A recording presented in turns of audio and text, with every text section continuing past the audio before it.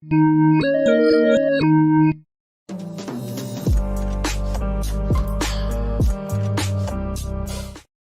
April 2008, ThatGuyWithTheGlasses.com as we know it was founded.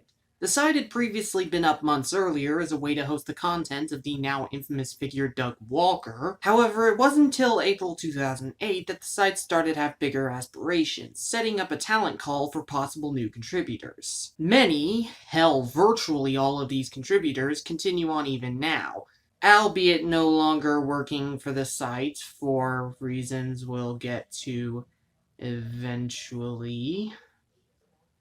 Hopefully never, but hey, we'll see where this goes. To celebrate the success of the site, it was decided to do so via special videos.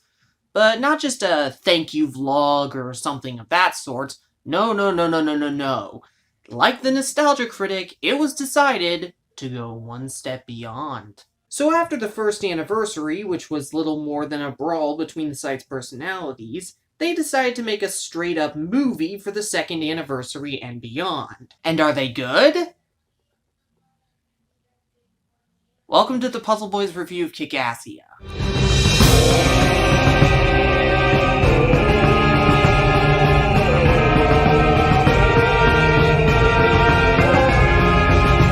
We open on Rob Walker trying desperately to convince us he's a good impressionist by doing one of John Hurt's. There is a nation called Molossia, with a stopped-up nose. And whatever style this movie's trying to go for is immediately ruined with this picture overlay. Doug Walker's name surrounded in fire. Feel like this is a metaphor for something.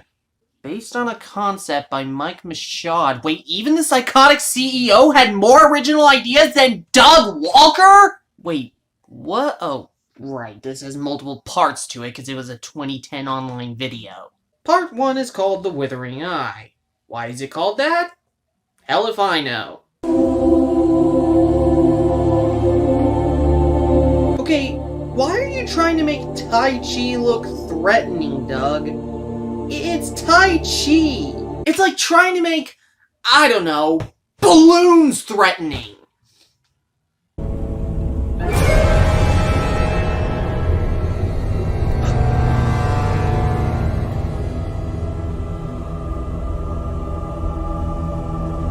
Oh, thank goodness. I thought that stock footage was going to kill me.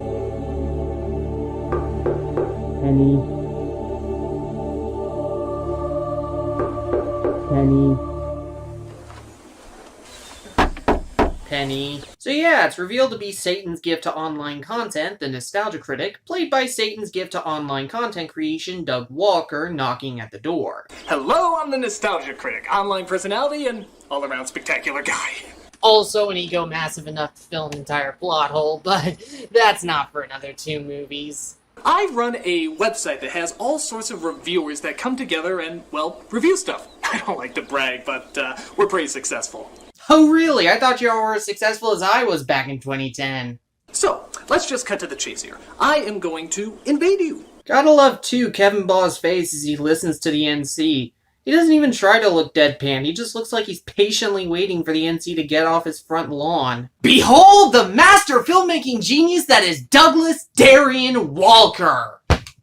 So, I'll give you 10 minutes to pack things up and piss off. Deal?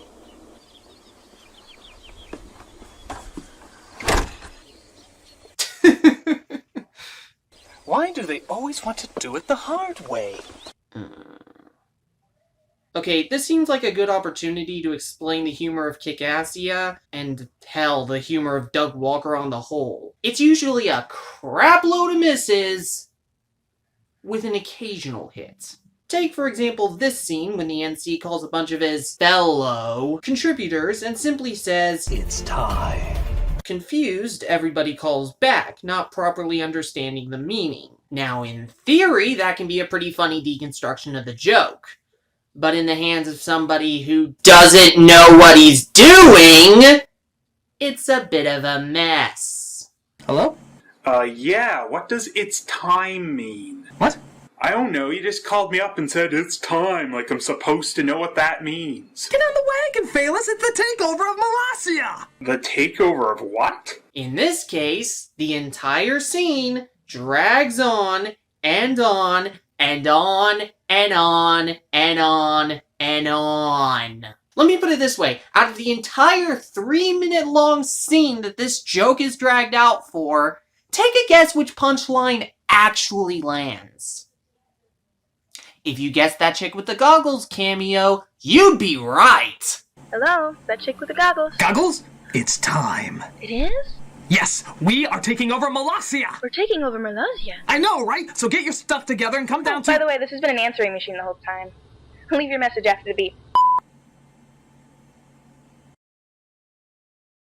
Okay, look, I'm putting everybody on speakerphone. Look, we're taking over the land of Molossia. I'm flying you all out to Nevada so we can prepare for the invasion. And where are we all gonna stay? It's okay, I booked everybody a hotel room. Well, gee, I didn't see that one coming. Right? He said he booked y'all a hotel room. And he booked y'all a single hotel room! Oh, Doug Walker, your sense of humor shows absolutely no bounds. Really.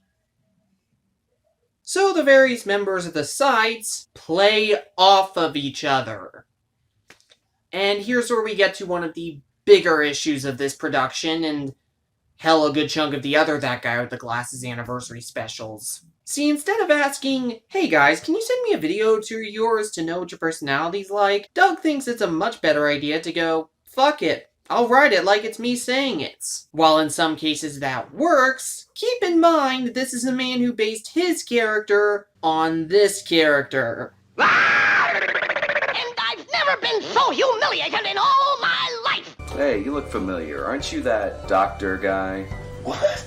No, I mean, I don't know what you're talking about. Yeah. You're always trying to take over the world and stuff. No, I mean, I swear I don't. No. You got the goggles and the... No!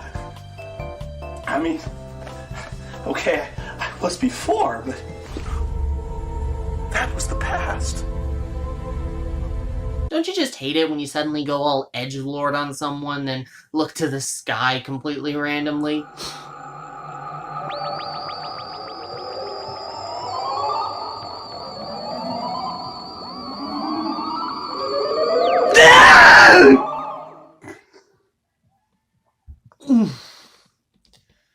Sorry.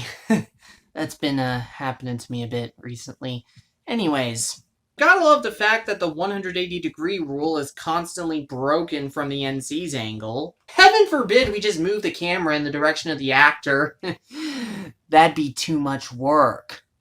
What may start as just a small acre of land will blossom into something larger than any of us can possibly imagine. Yeah, like 2 acres of land. You know, there's another group of people that thought like you, Linkara, and they were called Nazis! Oh, Godwin, no. They were close-minded, hate-filled people that just want everything their way. Are you a Nazi, Linkara? No. Are you a Nazi, Linkara? No. Because I don't want any Nazis around here! No, I'm not a Nazi! I'm not a Nazi! I'm a man! Something useful in these trying times. Now let me tell you about a group of people that didn't give up. They were called Nazis. They had a crazy plan too. Everybody thought they were nuts. But you know what? They got pretty far, didn't they? Until their leader shot themselves in the head. Or in your case, the foot. And yeah, Doug Walker comparing himself to literal Nazis. I feel like there's a metaphor here somewhere. Think about it. First we take Molossia, and then the neighbors down the street. And then their neighbors, and then their neighbors, and then their neighbors. Till we build a military force so gigantic that nobody will be able to stop us. And then we go global. First we start with Texas, then Canada, then France, and then whatever other nation stands in our way. And then... Pudding? Unlimited rice pudding, etc., etc. So it's decided the best idea is for 20 people to rush their way towards the leader of the micronation. I'm sure spectacular hijinks will indeed follow.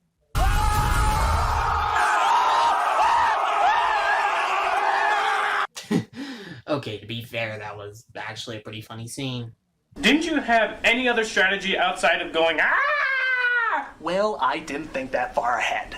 No, you just thought up to where everyone was in charge and you were ruling the fucking world. Yes. That pretty much summarizes Doug Walker's creative process right there, doesn't it? Step 1, establish goals. Step 2, find a way to reach those goals. Step 4, profit! So they try to formulate something resembling an actual plan. They decide on the insane idea of using weapons, naturally through an unfunny joke. But what if we just used weapons? Nah, it's a terrible idea. Wait! I have an idea! Gee, does it involve using weapons? It involves using weapons! Please don't tell me this is a running gag. Oh, joy. As we enter part 2, Triumph and Treacle, neither of which Doug Walker deserves nowadays, he tries to use his incredible writing skills to convince us how Dr. Insano is apparently the Fleetway Supersonic of the Awesomeverse. You know, despite contradicting every other appearance he's in, including Doug Walker's later works.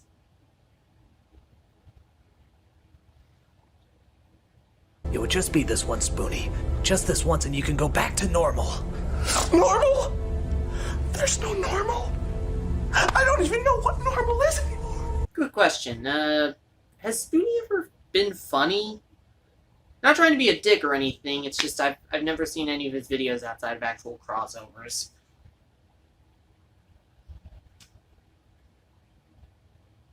No, seriously, I'm being serious. Has he actually been funny? Please let me know. Anyway, cut to the next day where the proper invasion begins, and to... oh boy. The NC dressed as M. Bison from Street Fighter the movie. Why is he dressed that way? Because the Kool-Aid Man is red. I don't know. Lord Cat, make ready the new salute for our nation! Really? Should have been more like... And the honor of a new nation will be born! A nation which I will declare Kickassia! Onward to Kickassia! Kickassia the free way. And thus begins the official invasion, but not without casualties. Let's go!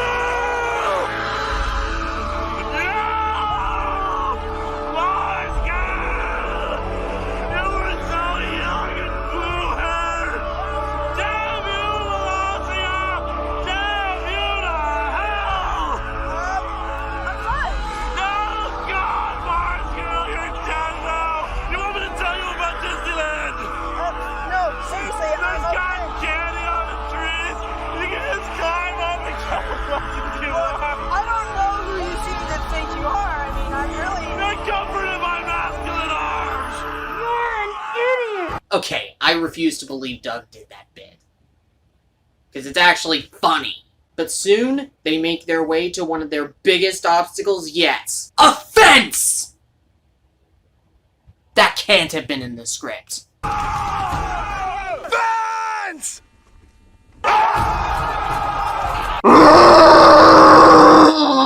You know, guys, this isn't an RPG. You could just climb over it.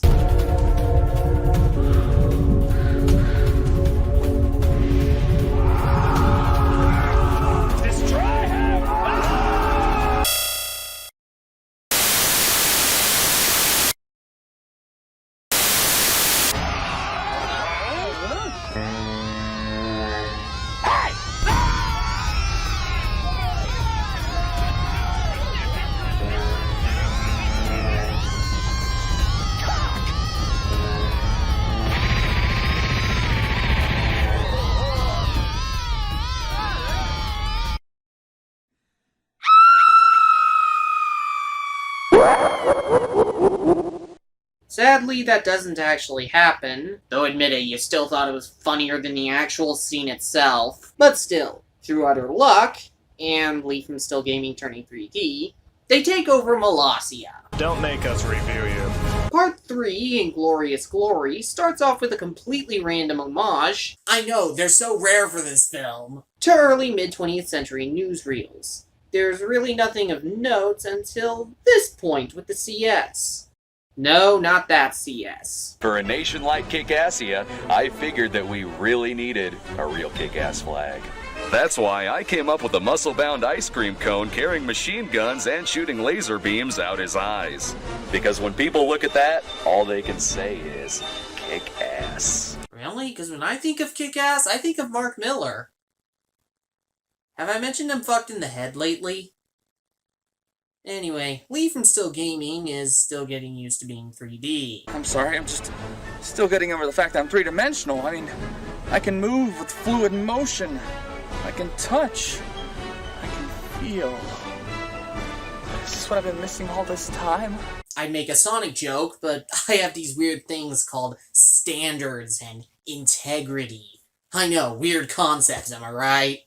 After a scene with Paw that makes The Dark Knight Strikes Again look like, well, The Dark Knight Returns, a scene with Spoonie that just serves to let you know Insano exists, we get one of the better jokes featuring, again, Linkara. Do you really think stealth and surprise are going to be enough to keep your enemies on their toes? Oh yes, it's all about illusion.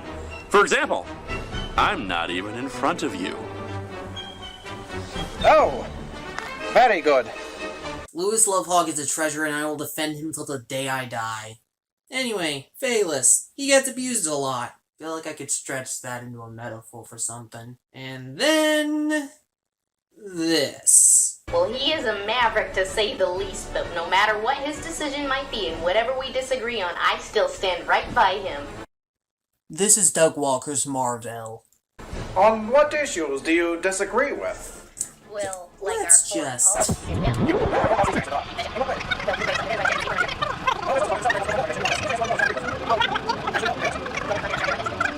And now, for the moment you've all been waiting for, an interview with the man himself, the man who made Kickassia possible, President Nostalgia Critic. Mr. Critic, would you say your diabolical plan is to take over the world? Of course! Thank you. Yeah, you're damn fucking right I cut that down. I'd much rather sit through that than go through an unfunny joke that just drags on and on and on and on and on and on and on!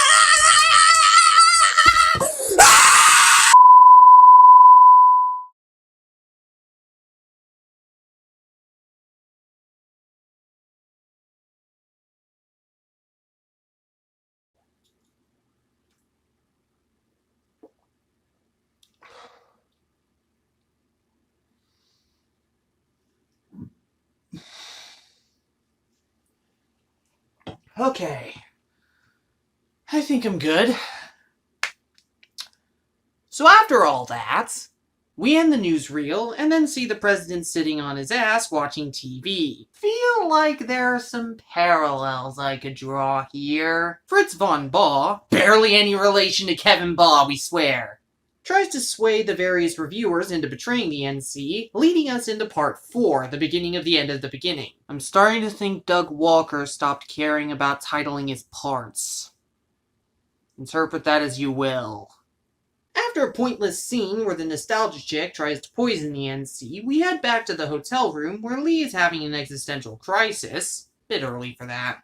And Lord Cat explains to the CS about the NC having bought 20 tons of dynamite. Keep in mind, the CS tracks the finances to Kickassia. Look, the nostalgia critic may be a little nutty, but he's not nuts. Feel like there are some parallels I could draw here. You look me in the eye and tell me he's not stupid enough to do something that crazy. Feel like parallels draw here. Look, I'll have a talk with the critic to see if any of this is true. What if he suspects us going behind his back? He won't suspect us, I'll put it very delicately. Everybody thinks you're nuts. Clearly Doug wanted to do one of those bits, like, you ever watch F-Troop and Acorn's like, there's no way I'm wearing that dress, and Forrest Tucker's like, yeah, you're wearing that dress, you're wearing that dress, and Acorn's like, no way, no how, there's no way I'm wearing that dress, and then they're like, blah, blah, blah, blah, blah, and Acorn's wearing the dress. What, you thought I was going to transition to that? Who do you think I am, Doug Walker? Anyway, they try to formulate a plan. Cinema Snob attempts to, well, take responsibility, but is overheard by Film Brain. It's decided to do a trial on the CS, and he's found guilty and is banished. May your honor be stricken forever. May your name always be associated with douchebaggery. Hey look, it's what everyone said after that Double Toasted interview Brad Jones did. That night, the NC heads to his room to find it's been transformed into his old reviewing space. And by who, you're obviously not asking? Mati from Captain Planet. It's like Aaron Seltzer and Jason Friedberg had even less budgets. Mati tries to convince the NC to prevent Change the Channel, the Rebel Invasion, from happening. Sadly, though, it falls on mute ears. You're a fool, critic. A damn fool! You can't change your destiny. You can only choose to read it. And you will fail. Back at the hotel room, everyone tries to convince Spoonie to transform into Dr. Insano. Sometimes the best way to deal with a madman is to send in another madman. That's a stupid plan! Exactly! A stupid plan for a stupid man. Are you high? Spoonie decides, fuck it, why not, and transforms into the mad scientist. We enter part 5, The Fall of the Risen, with the actual fight. Very little happens during. That's actually funny. Santa Claus shows up and gets shot. Very little happens after. That's actually funny. He's thrown in a dumpster. Again, not funny, but a little bit suspicious.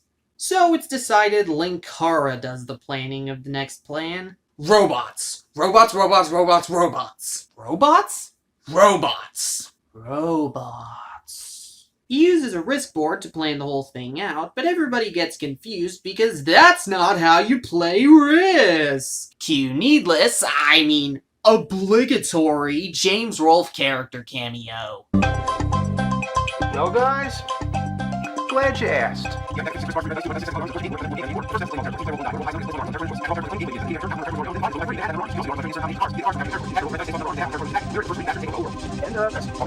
Hey, that's good to know. Thanks, Board James. Well, thank you for the obligatory cameo. And thank you for the moment. So finally, they formulate a plan. Finally. Which leads us into part 6. Jesus Christ, homestretch. Titled, All the Really Bad Shit Happens. You mean everything that's happened so far hasn't been really bad shit. I think that's probably the funniest thing so far. We open with the final battle. Oh, but not before some of Doug Walker's classic humor. 3 little maids from school are we, filled as a schoolgirl as can be, filled to the brim with girlish glee.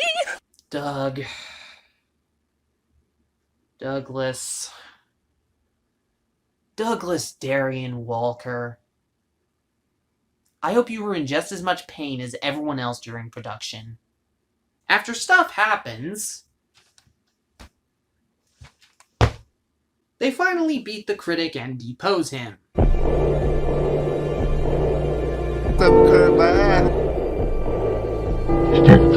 So with that, it's decided who should be the new president. The answer is nobody can decide. Then Santa Claus shows up. Why? To mug for the camera, and to suggest Bob return to being president, but mostly to mug. But the NC returns with an ace up his sleeve. Or does he? For the honor and all of Kickassia! He doesn't. Kaboom! And with that, the NC gives Bob back his presidency. And nothing else happens of note. Outside of the NC shooting the narrator. That's it. That's all that happens. Seriously. Bye-bye. Mwah. Peace out. Kickassia is so bad in my opinion, I was basically a quarter of the way through the film before coming to conclusions. The writing is awful, the jokes are largely forced, there's a bunch of references that add very little, the characters are either wooden, hammy, annoying, or largely act the same as each other, and it's a total mess production-wise on top of practically predicting Channel Awesome's eventual fate. I think the worst part is how poorly Molossia was handled. Like, seriously, it's an actually interesting, real-life place. It's got a website and everything. Check it out. They even detail the events of this movie in their own nation's history, and the way it's written makes it sound a hell of a lot more interesting than the way this movie presents itself. But yeah, sorry if this review didn't turn out as good as it probably should have been, or as funny as it probably should have been. It's like Doug Walker just has this tendency to take out, any sort of fun or humor in something and just replace it with pure, unbridled hate, like a Dalek.